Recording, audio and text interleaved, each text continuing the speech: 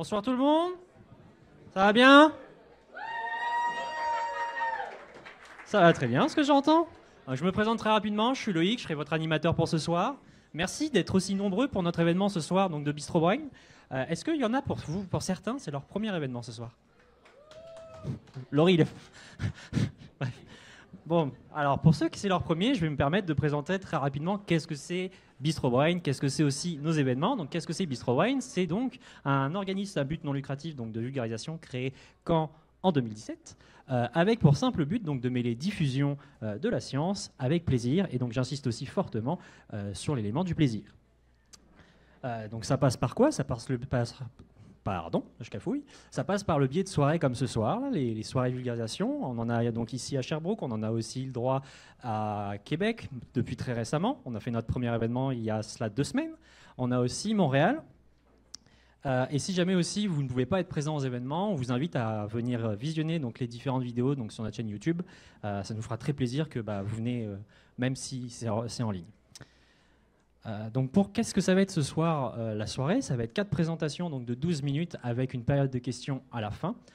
Ce soir, c'est un thème un peu particulier, c'est science et fiction. On va justement parler de la science dans la fiction, en l'occurrence dans les films.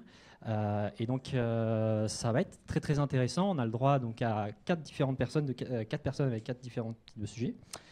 C'est ça. Si jamais vous voulez nous aider dans notre mission, on vous invite donc à venir discuter avec les gens à l'accueil pour des futures collaborations. Ça nous fera très très plaisir. Et avant aussi de commencer cette soirée et la première présentation, je tiens tout d'abord à remercier donc notre collaborateur qui est le Festival du Monde de Sherbrooke, qui fête aujourd'hui son 12e événement. On peut les applaudir.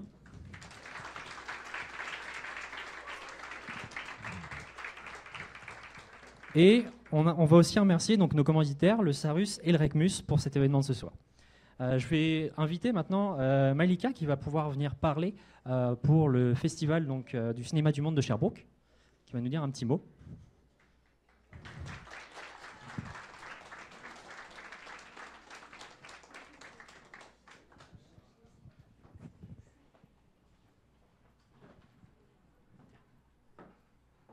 Merci beaucoup, bonsoir. C'est bon. C'est bon, bon. Bonsoir tout le monde. Moi, je vais poser la même question, mais pour le festival. Est-ce que vous connaissez le festival Cinéma du Monde de Sherbrooke? Mais est-ce qu'il y en a ceux qui ne le connaissent pas?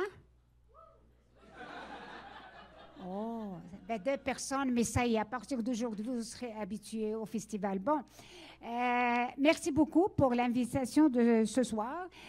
Comme vous le savez, le Festival Cinéma du Monde, ce n'est pas juste des projections. Notre but, nous, on a une utilité sociale. C'est quoi? C'est créer des lieux d'échange sur plusieurs enjeux de la société.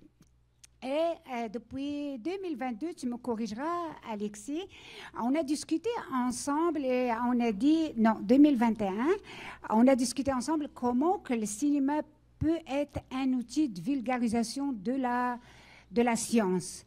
Moi, j'ai beaucoup aimé le projet Bistro Brain avec Alexis. On a invité aussi Alexis pour notre projet Cinéma. Et à partir de là, de comment on peut collaborer ensemble.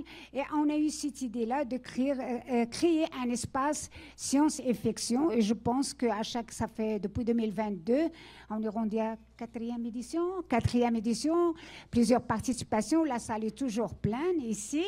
Et on a dit, ça va être une tradition. À chaque année, on va vraiment être collaborateur avec vous. Merci beaucoup. Merci pour votre présence. Merci Alexis et son équipe pour cette confiance-là. Et moi, j'aimerais aussi vous inviter que le festival continue jusqu'à dimanche. On a plusieurs activités, on a plusieurs lieux d'échange. Allez juste sur fcms.ca et choisir l'activité à votre goût. Je sais que vous êtes un bon public, un beau public aussi. Et vous aimez vraiment des échanges comme ça. On a pour tous les goûts. Merci beaucoup et bonne soirée. Merci beaucoup, Malika.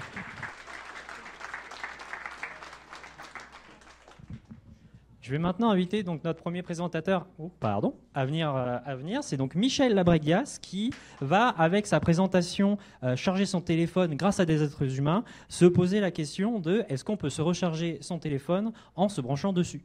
Merci Michel.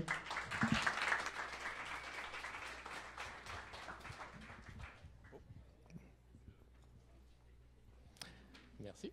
Bon, salut tout le monde. Je suis quand même content d'être premier parce que je suis un peu rouillé. Ça fait longtemps que je n'ai pas fait une présentation. On va bien voir. D'ailleurs, quand on m'a contacté pour donner une présentation au Bistro Brain, ma première réaction, ça a été de « Vous êtes vraiment dans la marde! » Puis là, quand on me dit « c'est pour science et fiction », j'ai fait « OK, c'est bon, vous savez ce que vous faites, vous me connaissez bien. » Fait que là, leur problème de présentateur était réglé. Moi, ça commençait. Fallait que je trouve de quoi parler. Parce qu'on va se le dire, je suis vraiment un gros nerd.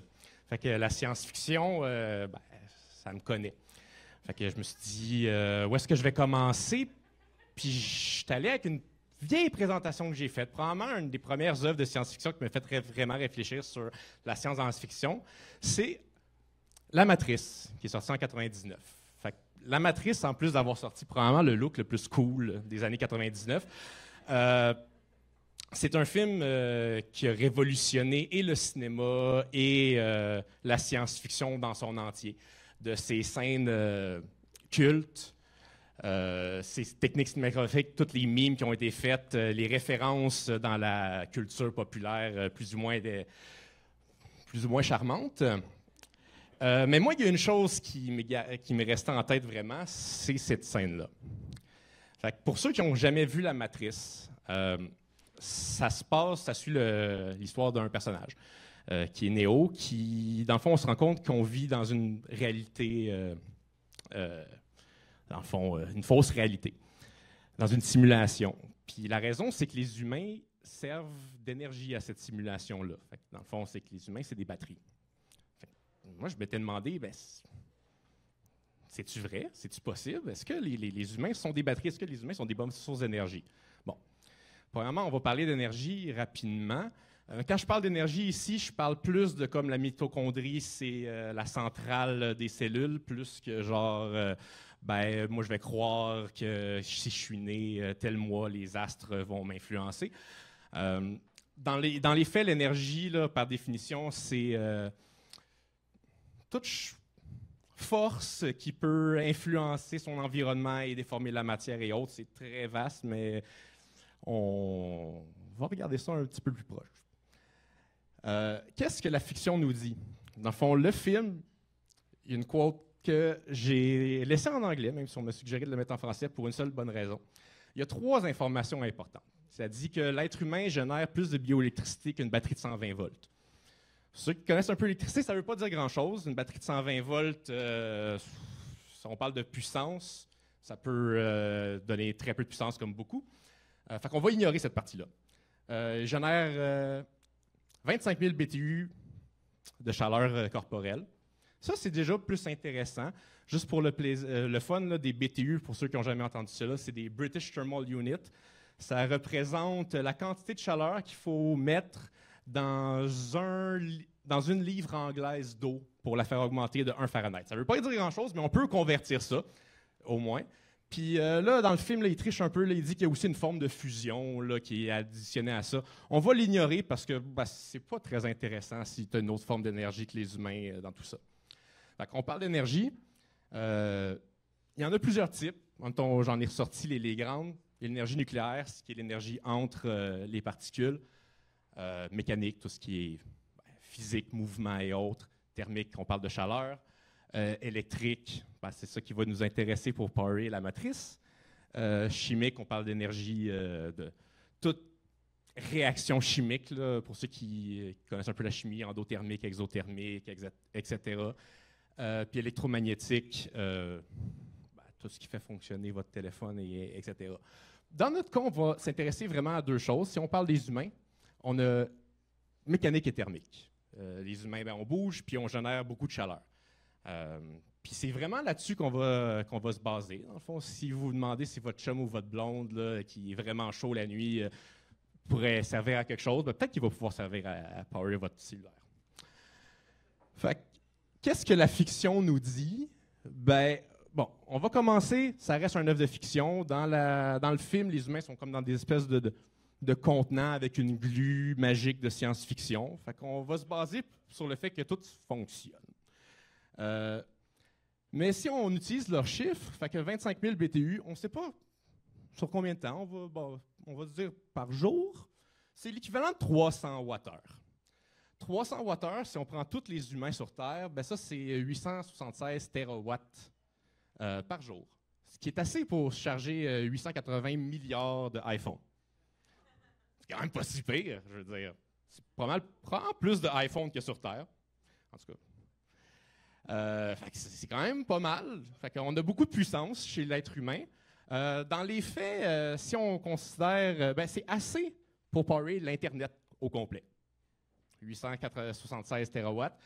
Par contre, si on regarde toute l'électricité qui est générée par toutes les centrales sur Terre, on parle de 32 pentawatts. Si on le met en échelle, ça ressemble un peu à ça.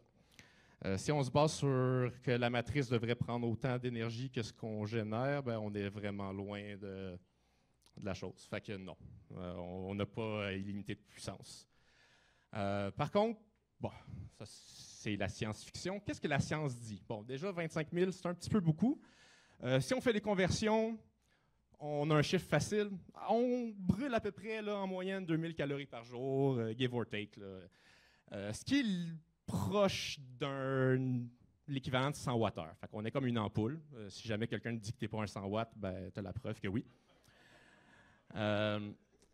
Puis comment que ça marche, tout ça? Ben, l'être humain, ben, on est comme une centrale d'énergie. On prend l'énergie chimique de notre nourriture. Après ça, bon, il y a plein de processus plus complexes. Je ne suis pas quelqu'un de biologie, il y a du monde en bio ici qui vont peut-être être fâchés.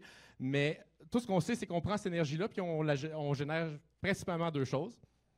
Du mouvement et de la chaleur. Donc, c'est assez simple.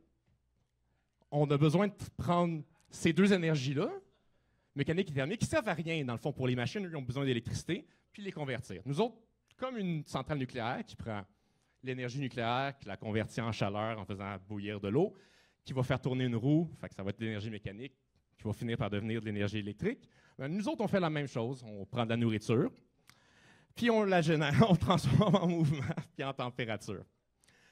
De là, comment qu'on transfère ça en électricité? Avant ça, pour l'instant, tout semble réel. On peut quand même charger un téléphone avec un être humain. Il y a comme quelque chose qui vient nous déranger, c'est les lois de la thermodynamique. Des physiciens donnés qui sont penchés là-dessus et qui ont décidé de gâcher le party pour tout le monde. La première loi dit que c'est le classique que tout le monde a déjà entendu, là, rien ne se perd, rien ne se crée, toute l'énergie se transfère, etc. Ça veut dire qu'on vit dans un univers où est-ce que si j'échappe un verre à terre et qu'il se pète en morceaux, ben c'est réversible, toute l'énergie est restée, fait que le verre pourrait remonter sur la table puis se refaire. La deuxième loi vient dire « wow, une minute, on n'aura pas de fun comme ça », surtout quand il s'agit de thermique. Ça va être le seul calcul que je vais mettre dans ma présentation. Ce qui indique que, dans le fond, la chaleur, ça va toujours du plus chaud au plus froid. Puis il faut qu'il y ait une différence. En donné, quand les deux températures sont égales, ben, il n'y a plus de transfert d'énergie. Et en plus, ben, si on veut regarder une efficacité de 100%, il faudrait avoir une température froide de 0 Kelvin, ce qui est techniquement impossible pour l'instant. Donc, par contre, on peut utiliser l'énergie humaine pour la transformer en énergie électrique. Il y a deux matériaux qui existent. Il y a la piézoélectricité et la thermoélectricité. La piézoélectricité, c'est des matériaux, quand se déformant, vont venir générer un faible courant électrique. On en a dans la vie de tous les jours. J'en ai un dans les mains, un microphone. Dans le fond, moi, je viens faire vibrer la membrane qui est dans le microphone. Ça génère une tension qui est utilisée par les speakers. Dans mes recherches, j'ai fait quelques... Il existe des souliers intelligents, que la batterie elle fonctionne en marchant, et des pacemakers qui utilisent le battement du cœur pour garder, dans le fond, le pacemaker poweré. Pour la thermoélectricité, c'est un petit peu similaire. N'importe quel dans le fond, thermomètre thermique que vous avez chez vous fonctionne de cette façon-là. Il y a une différence de température, puis de ce gradient-là, dans le fond, il y a un courant électrique qui va être généré. Il y a des montres. Même chose aussi là, pour les pacemakers. Il y en a qui fonctionnent par thermoélectricité entre la différence entre ta chaleur corporelle et l'extérieur. Même qu'on est allé un petit peu plus loin, il y a des expériences qui ont été faites à Londres et au Japon pour utiliser l'énergie des piétons ou des gens qui utilisent le métro dans le fond, quand ils viennent marcher sur des surfaces, l'équivalent d'un piézo, si on veut. On est quand même très loin là, du plusieurs pentawatts qu'on a besoin. Là. Dans le fond, au Japon, on est capable de générer à peu près 1400 kilowatts par jour, ce qui est quand même très loin de power nos cellulaires, mais c'est quand même possible. Fait, en conclusion, est-ce qu'on est capable de charger nos cellulaires avec des humains? Ben, peut-être. C'est possible. Ça va être compliqué, puis peut-être que ton chum ou ta blonde qui va être enveloppé dans quelque chose au complet pendant la nuit va peut-être pas être content. Par contre, pour ce qui s'agit de la matrice, est-ce que c'est réaliste de faire fonctionner la matrice avec des humains? Ben, pas vraiment. La solution optimale pour les machines, ça serait probablement de nous passer dans un blender puis de nous donner à... Oh, j'ai tué quelque chose, moi. Puis nous faire passer dans une centrale à biomasse. Fait que ça ressemble pas mal à ça pour ma présentation. Merci beaucoup.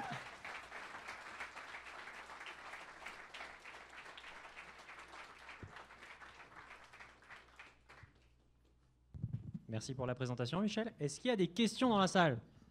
Ah, on a une au micro là-bas. Oui, Marwan. Allô, allô. Salut Mitch. Super belle présentation. Merci beaucoup. Merci. J'ai 2 questions pour toi. Une quantitative, puis l'autre qualitative. La première, c'est pour charger les 480 milliards d'iPhone, tu avais précisé un chiffre de 800 terawatts. Ouais. Ça vient d'où, le chiffre? C'est en fond, c'est le 300 watts des humains que le film dit, multiplié par les 8 milliards d'êtres humains qu'on est sur Terre. OK. Super. Puis ma deuxième question, est-ce que tu penses qu'un jour, on va avoir une source d'énergie pour charger nos téléphones? Non, attends. Est-ce qu'on va avoir un jour Oui, on en a une une. source d'énergie qui nous permettra de ne plus charger nos téléphones chaque jour? Qui sait, peut-être. Pourquoi pas? Regarde, on a déjà des flashlights qui fonctionnent là, en les branlant, fait que peut-être pas. Pourquoi pas ton cellulaire? Super, merci beaucoup, Michel. Est-ce qu'il y a d'autres questions après ça?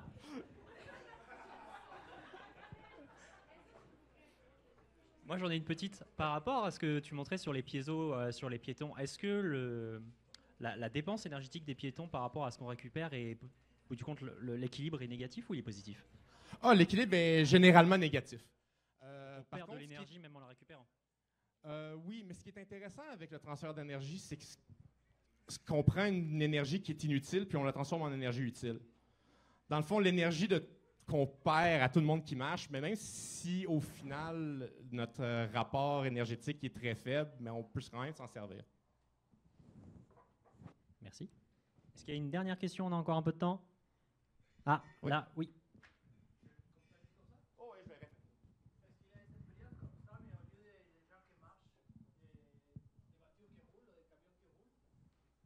J'en ai où? Oui. Fait que la question, c'est est-ce qu'il y a des expériences comme ça avec, à la place d'être des personnes, c'est des camions, des voitures? C'est très intéressant, je ne le sais pas. Je suis plus dans le domaine de la recherche depuis un certain temps. Mais ça pourrait être exploré, définitivement. Il me semble qu'il y en a en Allemagne. Il me semble qu'il y a des choses qui existent comme ça, je crois, en Allemagne, mais je ne suis pas sûr. Une petite dernière? On est bon? Merci Michel.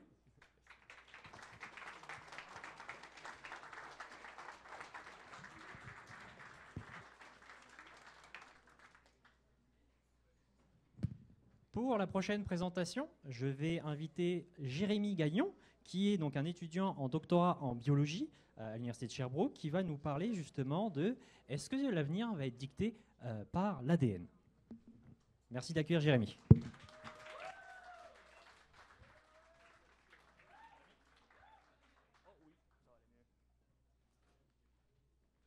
Super, bonsoir tout le monde. Donc aujourd'hui, on va parler d'une question très importante. Est-ce que vous pensez que notre futur sera codé en ATCG? Premièrement, pour commencer, nous, les êtres humains, on est composés de milliards de cellules. Ces cellules ont tous un noyau, sauf les globules rouges, si vous voulez me poser une question. Bref, le noyau cellulaire contient les chromosomes, qui est le réservoir de notre matériel génétique.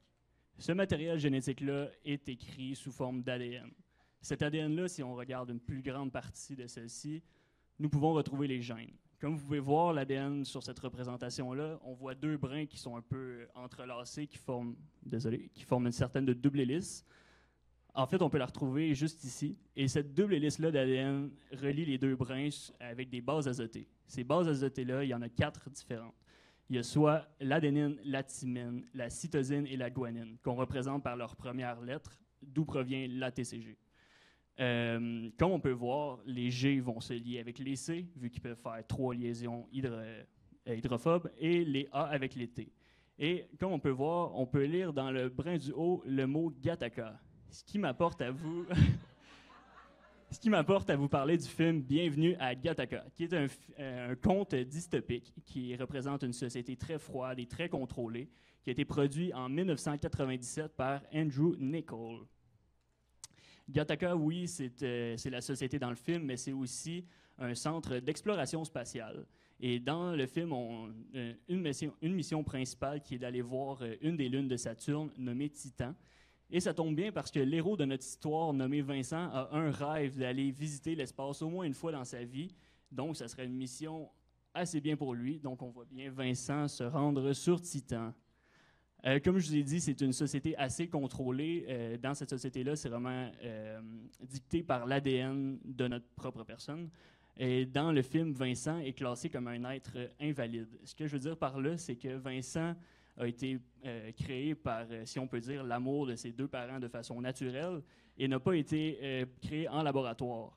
Ce qui pose un problème dans ce film-là parce que cela provoque une certaine... son ADN, dans le fond, n'est pas contrôlé, c'est vraiment laissé à la nature. Donc, pour rentrer chez Gattaca, ça lui pose certains problèmes. C'est une embauche assez particulière. Je ne sais pas s'il y a des personnes qui pourraient me proposer des idées de qu'est-ce qu'il faut apporter pour passer une embauche chez Gattaca. C'est quoi, t'as dit? Bon, tu as déjà vu le film. Bon, on va y aller avec un test d'urine, voilà. Donc, oui, pour réussir à rentrer chez Gattaca, il faut fournir un test d'urine qui démontre que nous sommes un être valide, dans le fond, qui a été créé en laboratoire par sélection d'embryons ayant le meilleur QI et les meilleures capacités physiques et intellectuelles. Donc, comme je vous l'ai dit, ça pose un problème pour Vincent. Au courant de l'histoire, Vincent rencontre un certain personnage qui lui propose de devenir un pirate génétique en volant l'identité d'une personne qui, lui, est génétiquement parfaite. Dans ce cas-ci, c'est Jérôme, qui, lui, a eu une malchance en pratiquant un de ses sports et est devenu paraplégique. Donc, dans cette société-là, ça lui empêche de faire les rôles qu'il pourrait jouer avec son ADN génétiquement parfait. Donc, ça commence bien. Jérôme et Vincent se ressemblent quand même bien. Mais pour passer tous les différents tests d'ADN au courant des films, par exemple, pour entrer dans la société de Gattaca, Jérôme va devoir passer à Vincent certains tests de sang, des échantillons de sang et d'urine pour pouvoir passer les différents contrôles d'ADN. De plus, Vincent est un peu plus petit que Jérôme, donc il va devoir subir un agrandissement des jambes. Oui, c'est vraiment faisable. Si jamais vous trouvez que vous êtes un peu petit ou petite, ça peut être une option pour vous si jamais. De plus, Jérôme va fournir à Vincent certaines patchs de doigts, si vous me permettez, avec des petites gouttes de son propre sang pour que Vincent, lorsqu'il rentre dans certains endroits contrôlés, puisse passer les tests d'ADN qui ressemblent à celui-ci, qui est un peu comme un test de diabète. Donc, avec ces certaines patchs de doigts-là, Vincent va pouvoir passer ses contrôles. Mais là, on parle d'identification d'ADN instantané pour savoir si nous sommes un être valide ou invalide, ce qui pose quand même un problème dans la vraie réalité et qui est surtout de la fiction. Parce que pour faire du séquençage d'ADN, nous avons besoin justement de l'ADN, de la préparer dans un sens. Si nous voulons voir l'ADN qui est présent dans le sang, il va falloir extraire l'ADN de celui-ci, la préparer pour qu'elle puisse rentrer après ça dans un séquenceur de différentes sortes, et ensuite extraire ces résultats et les traiter de façon bioinformatique pour obtenir la séquence d'ADN exacte représentant cet échantillon. Donc encore là, est-ce qu'on peut vraiment faire un test d'ADN qui nous donne un résultat de façon instantanée? Non. Si on regarde une des technologies qui est les plus rapides, qui est faite par la compagnie de Oxford Nanopore Technologies, pour ceux qui connaissent, ça prend au moins une journée de travail en laboratoire pour justement préparer l'ADN, la faire passer dans le séquenceur et traiter le résultat pour avoir la séquence d'ADN exacte. Aussi, dans le film, on voit des fois des tests qui sont faits avec les empreintes digitales. Oui, les empreintes digitales, c'est unique. On peut les référer à une personne selon les bases de données et tout. Mais est-ce qu'on peut vraiment savoir, avec une empreinte digitale, si on a des très bonnes capacités physiques ou intellectuelles? Pas vraiment. Donc, encore là, un petit écart par rapport à la réalité. Aussi, oui, l'ADN, ça peut être choisi lors des tests, lors des fécondations in vitro. Mais encore là, l'ADN, c'est vraiment un point de départ. Tout au long de la vie, il va y avoir une modulation épigénétique qui va contrôler l'expression des gènes sans toutefois changer la séquence d'ADN. Mais cela va changer par rapport à tout ce qu'on fait au courant de notre vie, par rapport à l'environnement dans lequel on est, selon les médicaments qu'on va prendre, la nourriture qu'on va manger, le nombre de sports qu'on fait, peu importe, notre situation sociale, monétaire, bref, peu importe. Donc, vraiment, l'ADN, oui, c'est un point de départ, mais ça va vraiment changer. Aussi, comme je vous ai dit, Jérôme est un être génétiquement parfait qui a été conçu en laboratoire en sélectionnant le meilleur embryon possible. Mais dans la vraie vie, est-ce qu'on peut vraiment faire ça? Est-ce que c'est vraiment éthique de faire ça? Pas vraiment. Oui, il peut y avoir certains diagnostics préimplantatoire qui peuvent être faits dans ces manipulations-là. On peut, oui, regarder s'il y a certaines prévalences pour avoir des maladies génétiques rares, mais encore là, est-ce qu'on peut vraiment se dire « Ah, cet embryon-là va être vraiment plus intelligent que l'autre ». Pas vraiment. Dans le film, on voit aussi des modifications de génome. Oui, dans la vie, ça peut être fait, modifier des gènes et tout. On fait ça particulièrement avec les ciseaux moléculaires nommés CRISPR. Dans le fond, ça, c'est des ciseaux qui vont venir couper à un certain endroit dans l'ADN selon un guide qu'on lui fournit.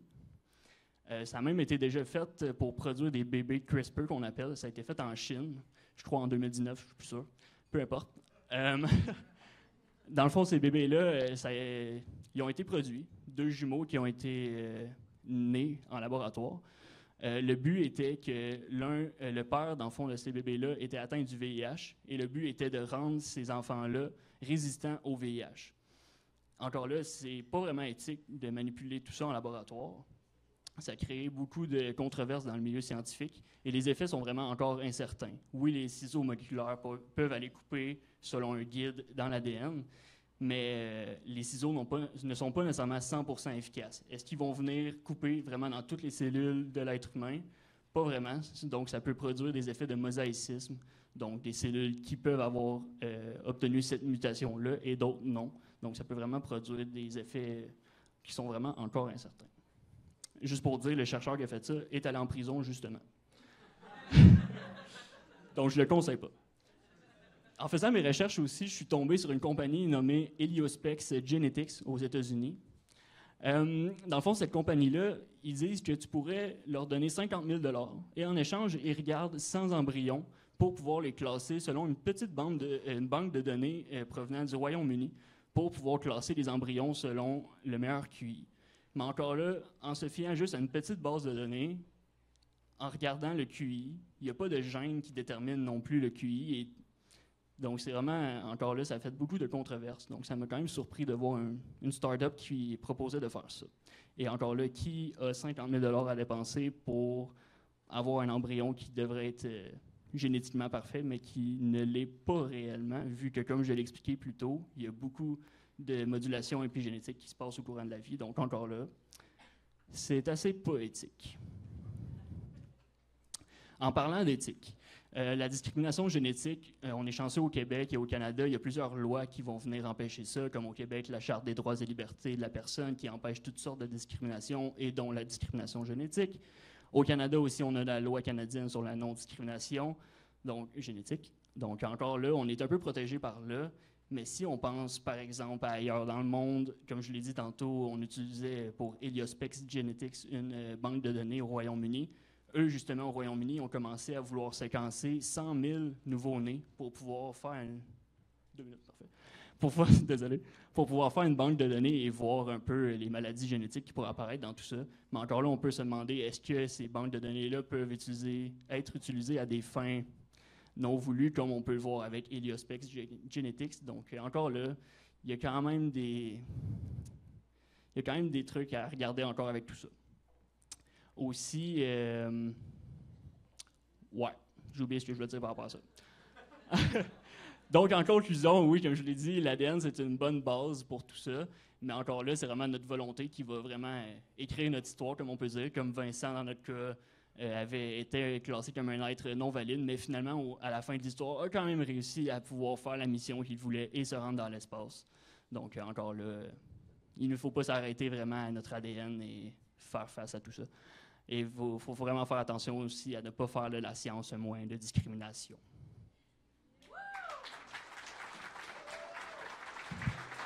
Merci pour la présentation. Est-ce qu'il y a des questions dans la salle? On a une là-bas? Vas-y, répète juste la question, s'il te plaît.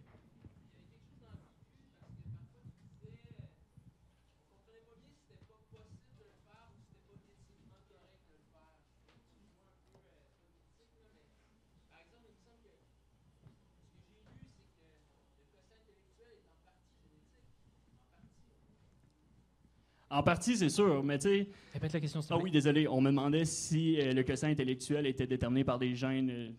Corrige-moi si c'est pas correct, là, mais dans un sens, oui, ça pourrait être possible de pouvoir comparer, comme je l'ai dit, avec des bases de données et tout, mais dans un sens, quelqu'un qui naît, qui a un ADN qui lui dit théoriquement qu'il pourrait ne pas avoir un bon QI, puis finalement, il passe sa vie dans les bouquins et devient super intelligent, on voit qu'il y a vraiment une différence faite à partir de ça, puis il ne faut pas vraiment se fier à notre point de départ qui peut nous être déterminé dans un sens. Fait que, ouais, je pense que oui, dans un sens, ça pourrait être fait.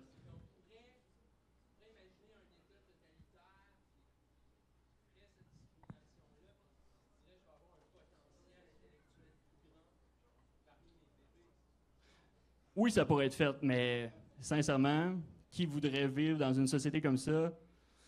Je ne sais pas si on est vraiment rendu là. Puis, tu sais, ça arrive d'avoir des possibilités d'avoir une certaine maladie génétique et tout, mais est-ce qu'on veut vraiment s'arrêter là? Je ne crois pas. Est-ce qu'il y a d'autres questions? Oui. Michel, vas-y, après on prendra dans le fond. Je vais rester un petit peu dans la question éthique. Ouais. Je trouve ça intéressant. Tu parles de la Chine qui ont essayé de faire de quoi de similaire, qu'on est protégé par les lois anti-discrimination, considérant qu'il y a une forme de compétition entre les pays. Est-ce que tu penserais que, mettons, que des pays plus autoritaires comme la Chine forceraient leur population à être génétiquement parfait, ça nous forcerait à enlever ce genre de loi? Donc là, on me dit comme question, si, admettons, on compare, par exemple, qu'on prend la Chine et les États-Unis pour faire un petit rappel à ce qui se passe en ce moment, est-ce que la Chine pourrait se dire, on veut vraiment classer notre population pour avoir les personnes avec la meilleure capacité génétique? Oui, je pense que ça fait peur pour le futur quand même. Est-ce que c'est quoi qui pourrait arriver bientôt? Je pense que oui. Si on regarde, je viens de me rappeler ce que j'ai oublié de dire tantôt, mais par rapport à tout ça, si on pense, mettons, aux assurances-vie, quelqu'un qui magasine ses assurances-vie, puis il se fait demander « Ah, as-tu déjà eu des maladies dans tes ancêtres et tout? » Puis là, on se fait charger une prime vraiment plus élevée et tout. Il pourrait y avoir certains désavantages comme ça qui seraient faits à des personnes qui ont une moins bonne chance côté génétique dans un sens. Je pense que oui, dans des pays totalitaires comme ça pourrait être fait, mais encore là, c'est vraiment pas éthique, puis... Encore là, il y a beaucoup de lois qui pourraient venir contrer ça et tout, mais encore là, c'est assez complexe comme sujet. Ouais. On a une dernière question dans le fond, au micro, dessus. Oui. Bonjour, merci pour ta présentation. Et tout à l'heure, tu parlais des facteurs épigénétiques. Est-ce que c'est quelque chose qui est indépendant de l'âge, dans le sens où si quelqu'un a 20 ans, on fait un contrôle entre guillemets de l'ADN, il a des bonnes hygiènes de vie, et à 30 ans, il y a une amélioration? Est-ce que c'est possible et comment ça se mesure? C'est une bonne question quand même. Comment ça se mesure? Ça reste à voir. Comme tu le dis, si quelqu'un change son hygiène de vie et tout, et pousse son corps à avoir des meilleures habitudes de vie, est-ce que ça pourrait pousser à avoir une meilleure expression de ses gènes et changer un peu ses prédispositions? Peut-être, oui. Je ne suis pas nécessairement un expert là-dedans, mais je pense que oui, ça pourrait se faire dans un sens. Merci beaucoup. Si jamais il y a des personnes, je vois qu'il y a encore des personnes qui ont le bras levé, si vous voulez poser des questions à Jérémy à la fin, enfin après sa présentation et même, c'est l'idée du Bistro Brain, donc n'hésitez pas, je te remercie, n'hésitez pas à aller le voir, on peut l'applaudir pendant qu'il parle s'il vous plaît.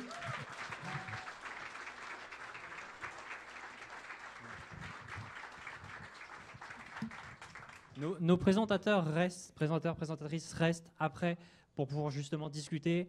Donc, n'hésitez pas à aller poser des questions si vous voulez en savoir plus ou discuter plus. Voilà. Donc, cette deuxième présentation conclut notre première partie. On va pouvoir prendre maintenant une petite pause donc, de 15 minutes, ce qui fait que ça va nous mener à 6h05. On va se retrouver. Je vous invite à vous diriger au bar si vous voulez vous chercher une petite bière ou à manger. Merci et à tout à l'heure. On est de retour pour la deuxième partie de la soirée. J'espère que vous allez bien. Ça va toujours bien ? On aime entendre ça. Pour notre troisième présentation, je vais inviter Lucille, ça me fait très plaisir de la recevoir parce que ça fait depuis très longtemps que je la connais, qui est donc étudiante au doctorat en télédétection et elle va nous parler justement de l'assèchement des lacs, avec un voyage dans le temps. Voilà.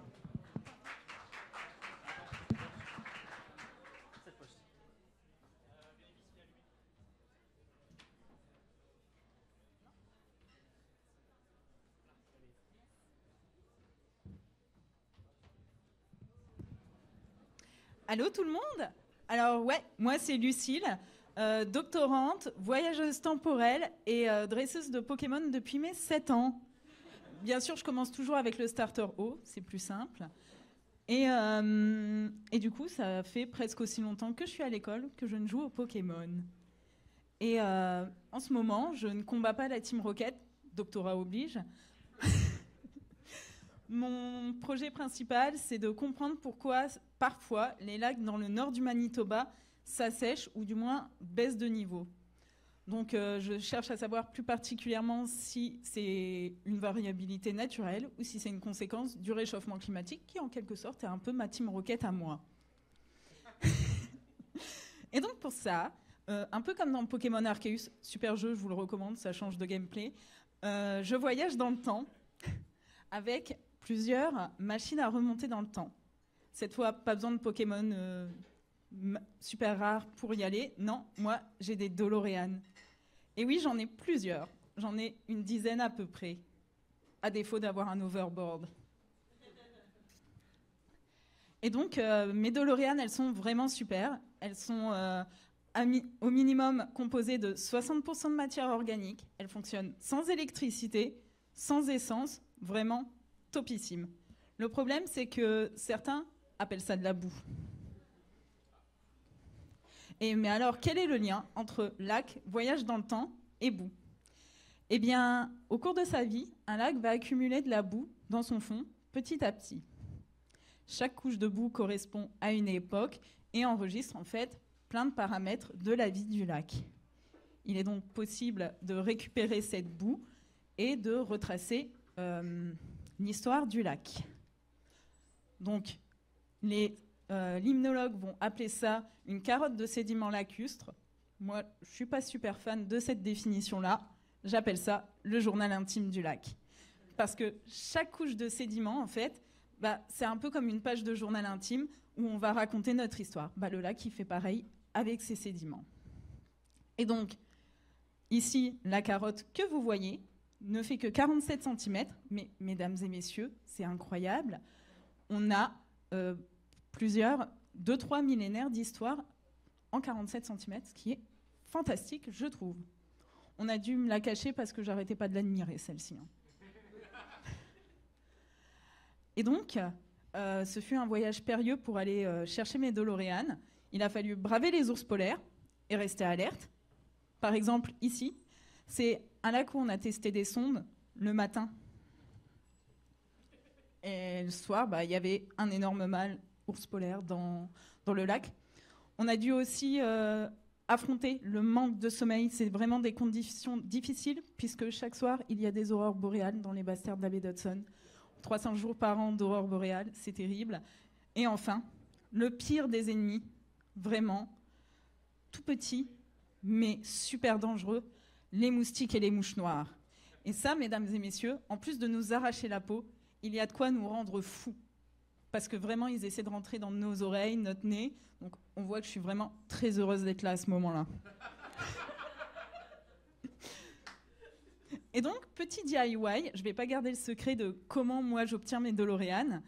Donc, ce qu'il nous faut, c'est un carottier. Donc, c'est un système assez simple, en plastique, avec un tube où on va récupérer le sédiment et une petite boule qui va venir en fait bloquer le tube. Donc, ce qu'on fait, parce que les lacs ne sont pas profonds, on ne peut pas y aller en bateau ou en kayak, on met une magnifique combinaison de pêche. J'appelle ça la Churchill Fashion Week. On essaie d'aller tant bien que mal au milieu du lac. À ce moment-là, je vous conseille de garder quelqu'un sur la rive qui va surveiller que vous n'êtes pas coincé et bien rigoler si tel est le cas. Ensuite, on va enfoncer la carotte de sédiment jusqu'au plus on va enfoncer le carottier au plus profond possible. Soit on va taper dans le minéral et ça ira pas plus loin, soit on va taper dans les sols gelés et ça n'ira pas non plus loin.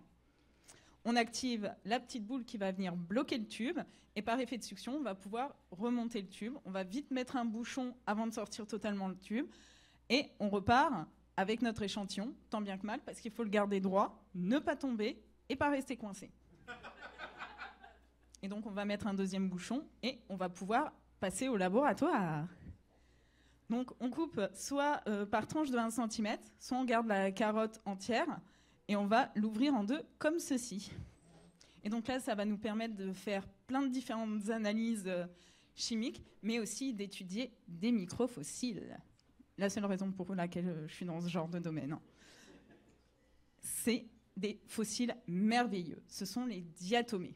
Ce sont des microalgues que l'on retrouve dans toutes les étendues d'eau terrestre, de l'océan à la petite flaque.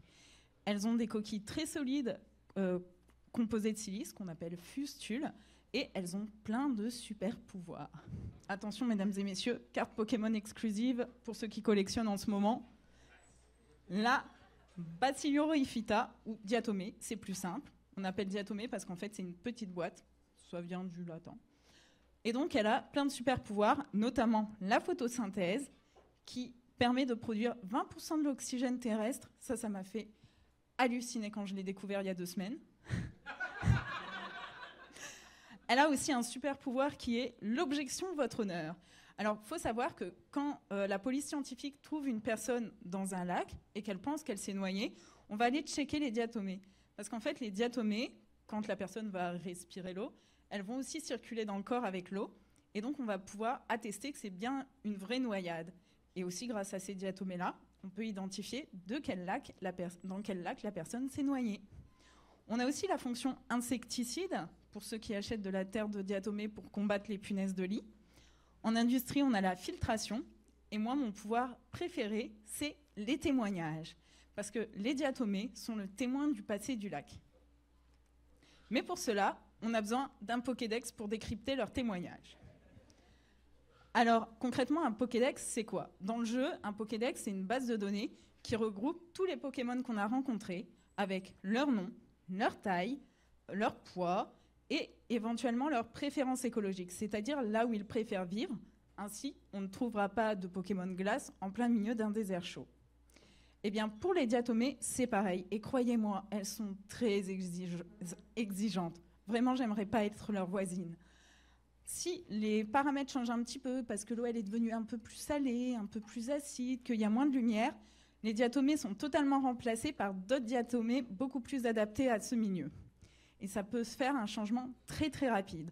Donc moi, dans mon Pokédex à diatomée, ou Diatomex, si vous me le permettez, je regroupe le pH, la lumière, l'oxygène, les contenus en oxygène, la salinité de l'eau, donc le contenu en sel de l'eau, la présence en nutriments, et aussi, si elle préfère rester dans le fond de l'eau, flotter sur le dessus, ou traîner sur les feuilles de la végétation.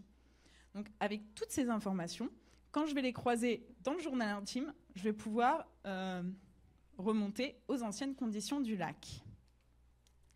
Alors, c'est un travail méticuleux et extrêmement long.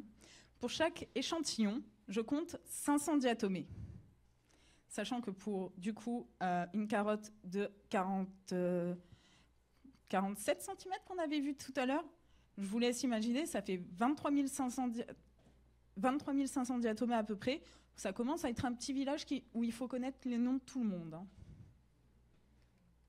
Et donc, par exemple, une fois que j'ai compté toutes mes diatomées et que je commence à leur parler, je peux remonter aux conditions de vie aux conditions du lac. Donc, par exemple, ici, on a un petit lac de tourbière, très peu profond, où j'ai étudié les diatomées. Et donc, ici, nous avons le pH et sa capacité à supporter l'assèchement. Donc, pour ça, c'est les 10 espèces les plus abondantes que j'ai reconnues dans chaque échantillon. Et donc, en gris, on a les diatomées qui aiment les eaux alcalines, donc avec un pH supérieur à 7. Celles qui aiment les eaux acides, pH autour de 7. Et celles qui aiment qui c'est vraiment, vraiment acide, avec un pH bien supérieur à 7. On a aussi capacité à supporter l'assèchement. Donc ça, c'est celle qu'on dit aquatique strict. Il faut toujours qu'elles sont en eau. On a les aérophiles occasionnels. Donc elles vont supporter de temps en temps d'être sur une petite mousse humide. Et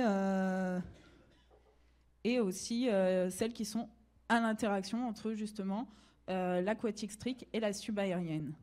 Et donc, on voit, grâce aux diatomées, que jadis, donc en fait là c'est le bas de la carotte, c'est à peu près il y a 1700 ans, là on est dans la période actuelle et on voit que petit à petit, les diatomées qui émaient les eaux alcalines ont disparu au profit de celles qui émaient les eaux acides et que les diatomées qui ne restaient que dans de l'eau ont peu à peu disparu au profit de celles qui tolèrent un assèchement.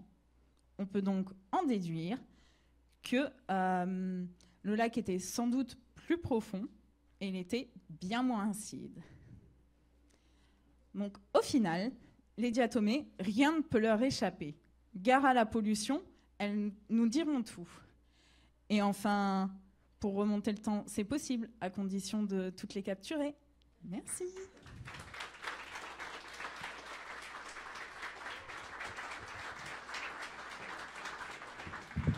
Merci Lucie pour cette présentation. Est-ce qu'il y a des... Ah oui, question bras déjà.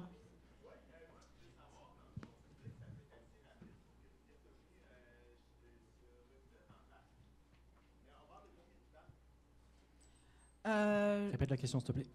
Oui, alors on demande combien de temps les diatomées prennent pour se renouveler dans le lac. Pour certaines, ça peut être de l'ordre de la saison.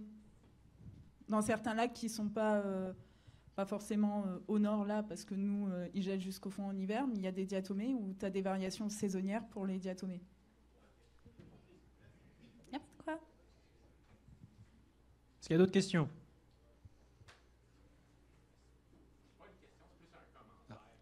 Attends, il y a quelqu'un derrière toi avant Michel.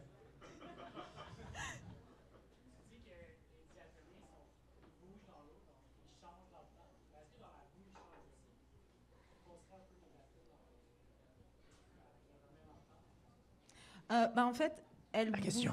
Oui, alors on me demande si les diatomées qui bougent dans l'eau, est-ce que c'est pareil dans la boue et que ça pourrait fausser? En fait, elles se déplacent pas vraiment, elles n'ont pas vraiment une capacité à se déplacer. C'est plutôt qu'elles vont disparaître et mourir si les conditions ne leur plaisent plus. Et pour ce qui est de la boue, elles vont vraiment vivre dans la couche superficielle. Donc par exemple, si tu veux voir les diatomées de l'actuel, il faut vraiment que tu prennes le haut des sédiments du lac. Elles ne vont pas aller s'enfoncer comme pourraient le faire par exemple des petits vers. Donc il n'y a pas de risque que ça fausse. Le plus gros risque, c'est quand je mets mes grosses bottes dans le lac et que je vais tout mélanger. On va prendre la question d'abord. Ok, on va prendre la question dans le fond encore.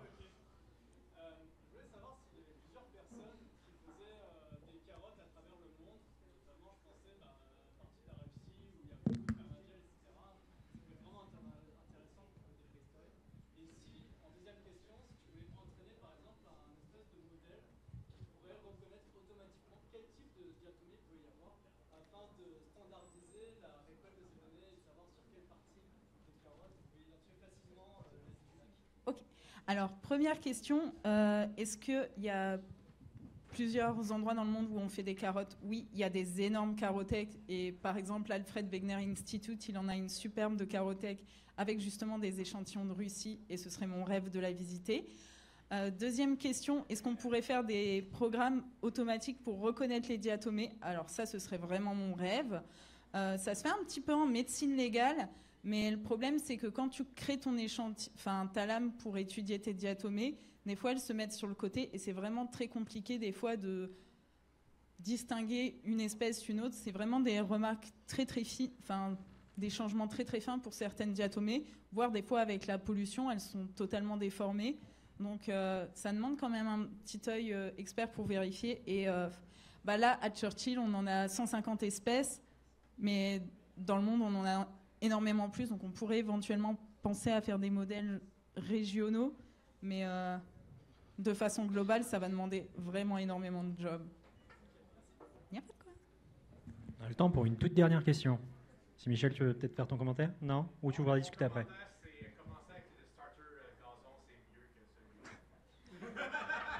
Bah non, tu commences par une arène roche. Bah aussi. Puis Carapuce, il est quand même plus cute. C'est vrai. Mais Carapuce, il a morsure, ça fait peur du coup.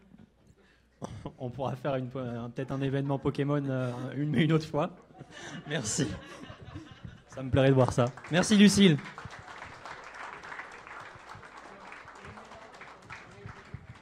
Pour notre quatrième et dernière présentation, je vais avoir le plaisir de recevoir Berthier.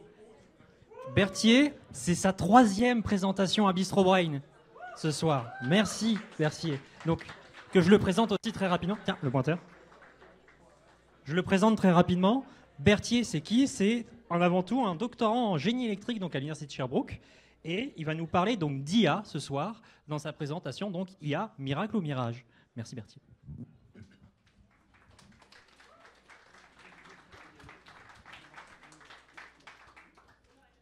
Merci à vous d'être là ce soir. Je ne sais pas si je suis le seul, si j'étais le seul. Quand j'étais jeune, le soir, avant d'aller me coucher, je priais. Je faisais ma routine de dodo, etc. Je priais pour vrai. Je demandais à Dieu comment je pourrais me faire des amis sur ma rue, par exemple. Est-ce que je pourrais avoir des toupies Beyblade? C'est le genre de truc que je demandais quand j'étais jeune. Sans signe de prière, par applaudissement. Qui, quand il était jeune, pour vrai, il priait le soir avant d'aller se coucher? Quand même. Les parents, est-ce que vos parents priaient quand ils étaient jeunes? Ils vous ont raconté ça, oui? OK, quand même. Il y avait des prières quand on était jeune, en gros. Ben, je prie plus, pour vrai. C'est ça qui se passe.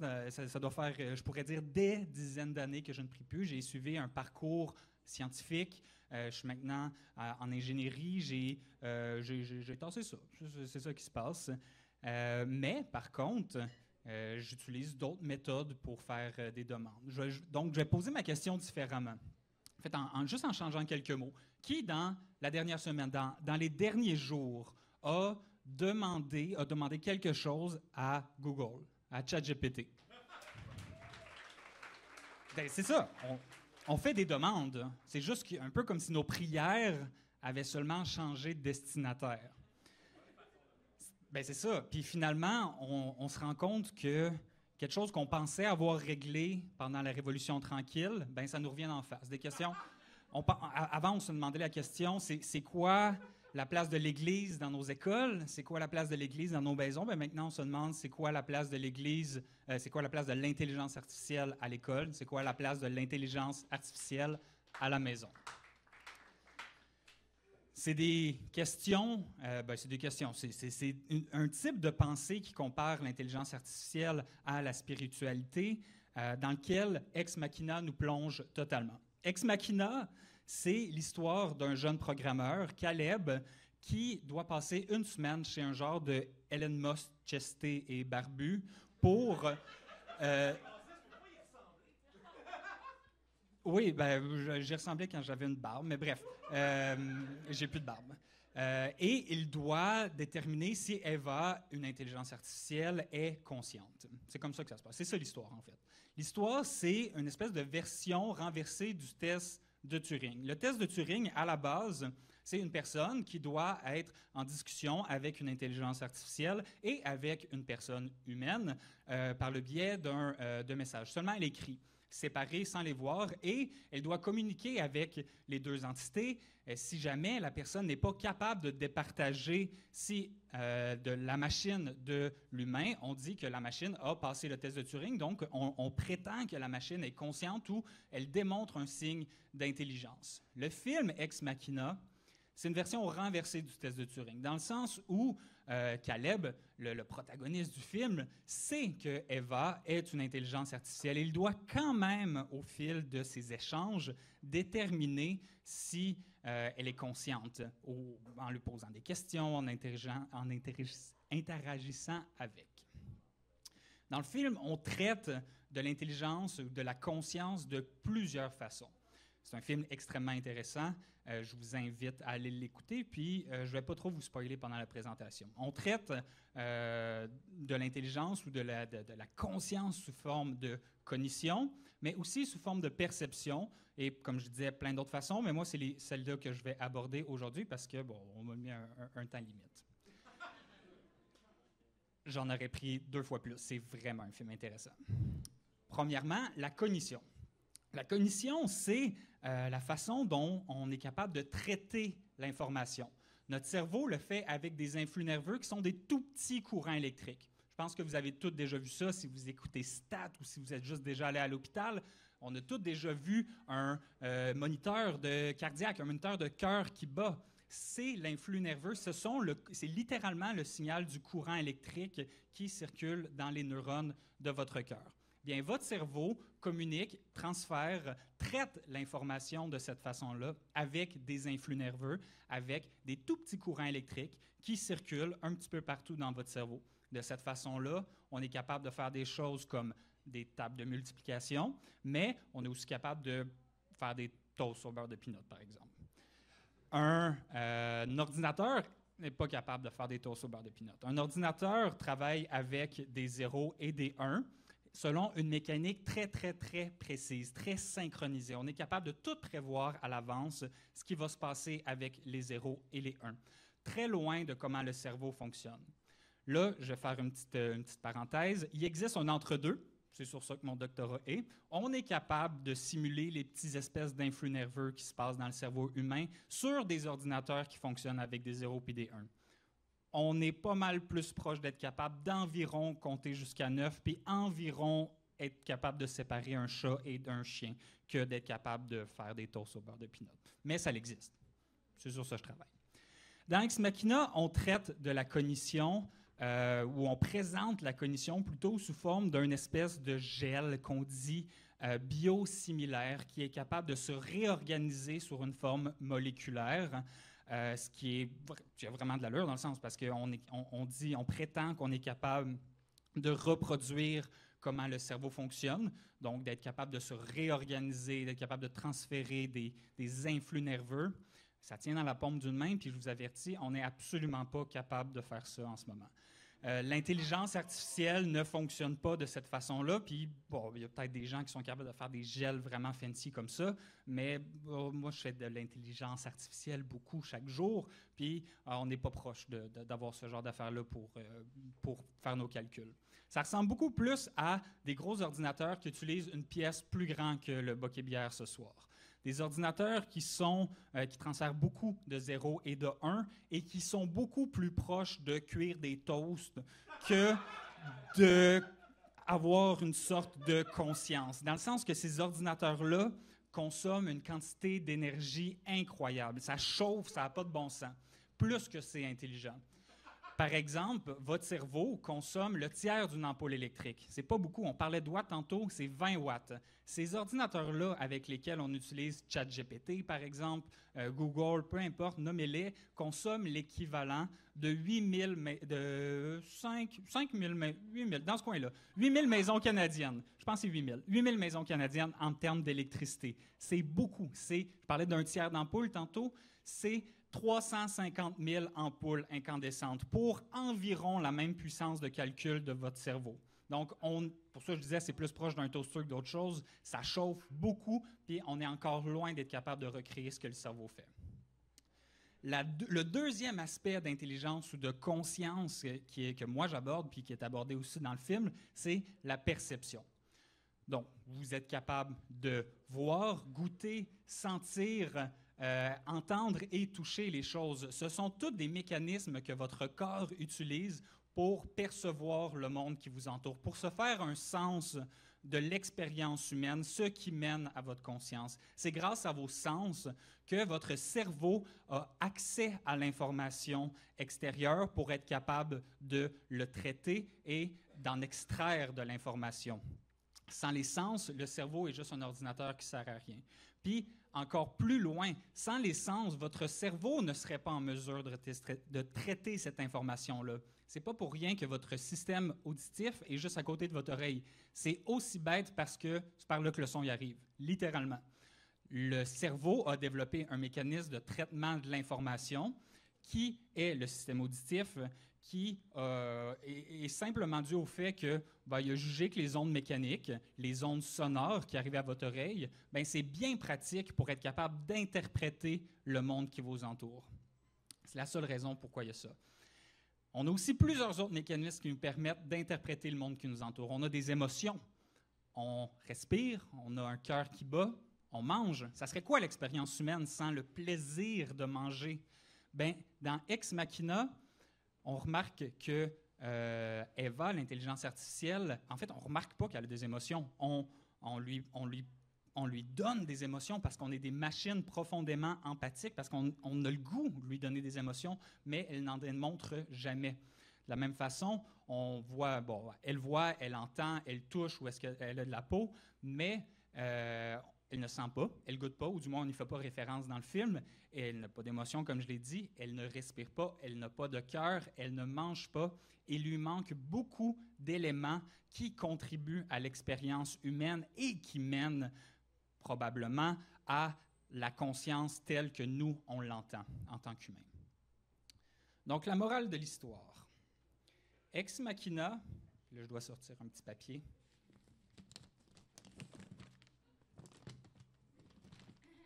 Effet dramatique. Le titre Ex Machina fait référence à une expression latine qui veut dire Deus ex machina, littéralement Dieu issu de la machine. Dans les tragédies grecques, ce terme désignait une intervention divine, soudaine, souvent invraisemblable, qui venait souvent résoudre une situation désespérée. Pensez à la foutue pierre de résurrection dans Harry Potter qui n'a pas rapport à la fin, qui sort de nulle part puis qui vient tout régler. C'est ça, un Deus ex machina. C'est quelque chose de surnaturel qui vient tout régler une tragédie.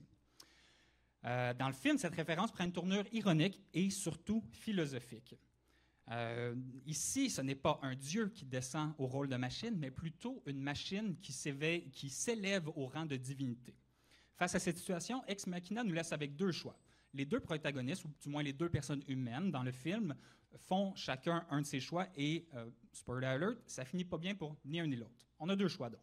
Dans le premier cas, on accepte qu'il existe une conscience différente de la conscience humaine. Une conscience qui, comme dans les tragédies grecques, a la capacité de résoudre nos problèmes d'une manière qu'on ne peut même pas comprendre nous-mêmes. Mais en faisant ce choix, on accepte également qu'il existe une réalité auquel nous n'avons pas accès. Et il faut faire confiance à l'intelligence artificielle pour y accéder. C'est un choix inconfortable, parce qu'il nous force à admettre nos propres limites. Cela crée une insécurité profonde parce que l'humain doit comprendre ce qui l'entoure doit maîtriser ou comprendre ce qui l'entoure de façon générale. Dans le deuxième cas, on choisit d'ignorer l'intelligence artificielle. On choisit d'ignorer l'existence d'une conscience différente de celle de l'humain. On préfère rester dans notre propre réalité en croyant avoir tout sous notre contrôle, mais ce n'est peut-être qu'un mirage. Ce choix nous enferme dans une vérité réconfortante, mais limitée. Finalement, Ex Machina nous renvoie à notre propre humanité. Avons-nous peur de l'intelligence artificielle ou plutôt de ce qu'elle révèle sur nous? Peut-être que le véritable test de Turing n'est pas pour l'intelligence artificielle, mais il est pour nous. Merci beaucoup.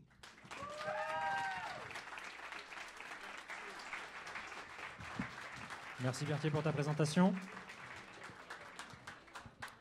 J'ai un balado aussi. Instant placement de produit. Est-ce qu'on a des questions? Ah, on a une question, oui, dans le fond, je vois. Si vous pouvez aller au micro qui est à côté du son. Ah, je t'avais pas vu, Marwan, excuse-moi. Tu pourras après. Merci pour la présentation. Dans le film, il y a une scène où Caleb montre une toile de Pollock et il lui dit en fait on est très fiers de penser qu'on est capable de comprendre et puis que en fait on est des êtres rationnels. Il dit mais la réalité c'est que si on faisait quelque chose en voulant comprendre chaque étape, on n'aurait rien fait. Pollock aurait rien fait. Donc, comment vois-tu la place dans le test de Turing? Comment vois-tu la place de l'intuition? Bien, on entend la question sur la diffusion. Pas besoin de la répéter, parfait. Oui, la place de l'intuition. En fait, dans le film, pour remettre en contexte, on montre une toile de Pollock qui est une toile impressionniste que je fais référence. Il y a plein de références dans mon PowerPoint en passant. Juste ici, en background, une toile de Pollock. Il vient placer la conscience humaine comme étant la limite entre l'automatisme et le mécanisme. Donc, on dit, si un ordinateur avait, puis on en fait référence aussi dans le film, si un ordinateur avait à exprimer sa pensée, avait à littéralement peinturer sa conscience, on en tomberait avec quelque chose de probablement géométrique, probablement avec une redondance quelconque. Et Pollock, dans son art, ce qu'il vient faire, c'est qu'il vient utiliser son intuition pour peindre. Il dit, il n'y a aucune raison que je fasse cette ligne-là en ce moment, mais il l'a fait parce qu'il sent. Il sent quand il commence, il sent quand il arrête, parce que c'est la conscience qu'il fait de son intuition. C'est la définition littéralement qu'il fait de sa conscience. Donc, l'intuition, j'ai fait du pouce sur ça, dans l'intelligence artificielle, je pense qu'on n'a pas de moyen en ce moment d'y arriver, nous, de le programmer dans des ordinateurs. Par contre, si un ordinateur arrive à avoir le processus créatif de faire une toile comme Pollock, je veux dire qu'il y a de l'intuition. Il n'y a aucun doute sur ça. Il y a d'autres opinions qui sont véhiculées dans la pièce. On a le temps pour une toute petite question. Marwan, tout petit.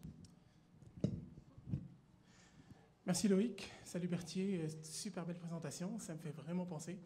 Puis, je ne vais pas te décevoir Loïc, mais ce ne sera pas une petite question. T'as pas le choix. Sinon, on coupe le je vais micro. essayer d'abréger. La première chose, c'est qu'aujourd'hui, les langages larges de modèles comme LLM, ChatGPT, etc., sont capables de passer le test de Turing. Donc, ma première question, c'est est-ce que tu penses qu'on devrait penser à un autre test pour déterminer est-ce qu'une intelligence est artificielle ou humaine? Et la deuxième chose, comment on définirait une conscience? Parce qu'il y a une conscience humaine, il y a une conscience de machine, etc. Merci. Une petite question. Hein. Merci Marwan pour ta question. J'ai posé la même question. Je ne veux pas mettre toute la réponse sur le dos de mon ami philosophe, mais je lui ai posé la même question.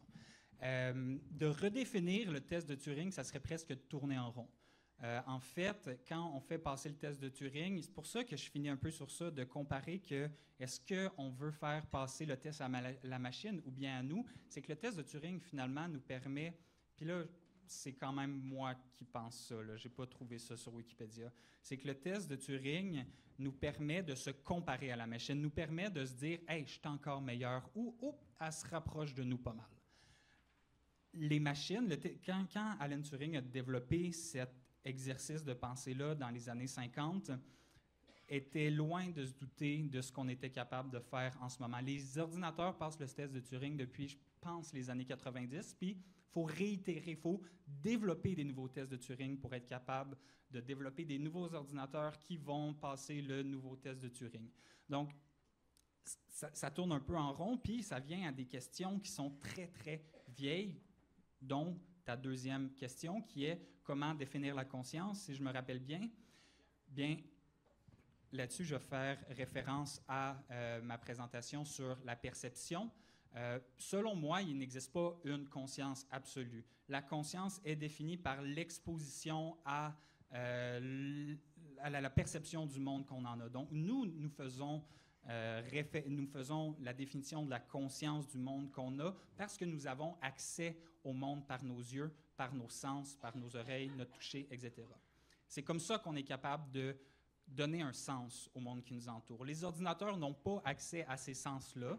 Les animaux n'ont pas accès. Il y a des animaux qui ont des sens plus que nous, puisqu'ils sont capables, ça n'a pas rapport à ce que je change en ce moment, les ordinateurs, il y a des animaux qui ont des sens supérieurs aux nôtres, qui sont capables d'avoir une perception différente du monde que nous. Donc, selon moi, il n'existe pas de conscience absolue, mais plutôt une conscience limitée par la perception du monde qu'on est capable d'avoir.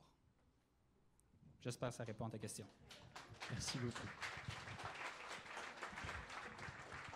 Merci beaucoup, Berthier. Si jamais vous avez d'autres questions et que vous voulez entendre des réponses aussi intéressantes encore, n'hésitez pas à aller discuter avec Berthier. Je pense que ça lui fera plaisir. Cette 4e présentation conclut donc notre soirée. Avant qu'on finisse, j'aimerais donc... Excusez-moi, je me prends le pied dans le fil. J'aimerais d'abord vous remercier parce que ce soir, vous étiez quand même 188. Donc, pouvez-vous vous applaudir?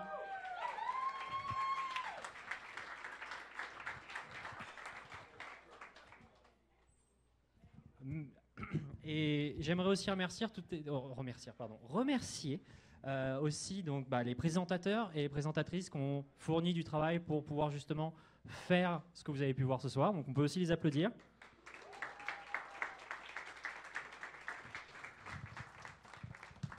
J'aimerais aussi remercier tous les différents bénévoles de Bistro Wine donc, qui ont été là ce soir. Donc j'aimerais remercier Émilie, Eva, Isabelle, Anaëve, Gaël et Alexis et moi-même à l'animation. Et Laurie, j'ai oublié Laurie. On va remercier aussi donc, les personnes au box ce soir. Donc, on va remercier Andy, Léandre et Tristan donc, au service et en cuisine Raphaël qui nous ont permis d'avoir de la bonne bière et de la bonne nourriture ce soir.